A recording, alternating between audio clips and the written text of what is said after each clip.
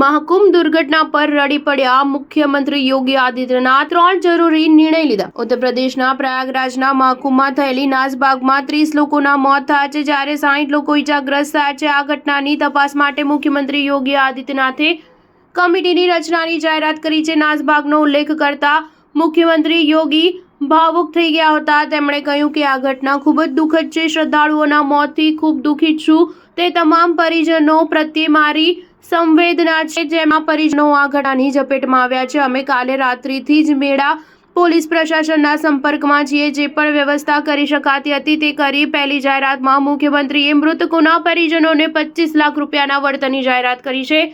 આ ઉપરાંત ન્યાયિક સમિતિ અંગે બીજી એક મહત્વપૂર્ણ જાહેરાત કરવામાં આવી છે। મુખ્યમંત્રીએ 3 સભ્યોની સમિતિ હેઠળ ન્યાયિક તપાસની પણ જાહેરાત કરી છે। ત્રીજી જાહેરાત તરીકે મુખ્યમંત્રીએ મુખ્ય સચિવ અને ડીજીપીને પ્રયાગરાજ જવા સૂચના આપી છે। મુખ્યમંત્રી યોગી આદિત્યનાથે કહ્યું કે અમે રાજ્ય સરકારો તરફથી ઘટનામાં જીવ ગુમાવનાર દરેક મૃતકના પરિજનોને 25-25 લાખ રૂપિયાની આર્થિક સહાય આપવાની જાહેરાત પણ કરી છે।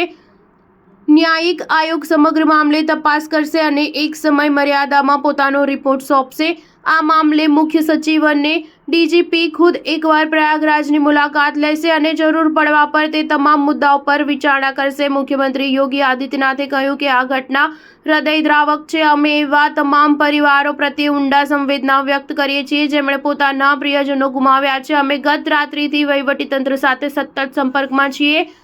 મેળા ઓથોરિટી, પોલીસ વહીવટ, એનડીઆરએફ, એસડીઆરએફ અને અન્ય તમામ વ્યવસ્થાઓ ત્યાં તૈનાત કરવામાં આવી છે। મુખ્યમંત્રી યોગી આદિત્યનાથે કહ્યું કે મૌની અમાસ્યા પર પવિત્ર સ્નાન કરવા માટે સાંજે 7 વાગ્યાથી મોટી સંખ્યામાં શ્રદ્ધાળુ પ્રયાગરાજમાં એકઠા થયા હતા। અખાડા માર્ગ પર એક દુર્ભાગ્યપૂર્ણ ઘટના બની। ઘટનામાં 90થી વધુ લોકો ઇજાગ્રસ્ત થયા, જેમાં 30 લોકોના મોત થયા। પ્રયાગરાજમાં 36 લોકોની સારવાર ચાલી રહી છે। આ ઘટના એટલા માટે બની કારણ કે ભારે ભીડ અખાડા માર્ગની બેરિકેડિંગ તોડી નાખી હતી। સ્ટાર ન્યૂઝ 7 હંમેશા સચ્ચાઈની સાથે।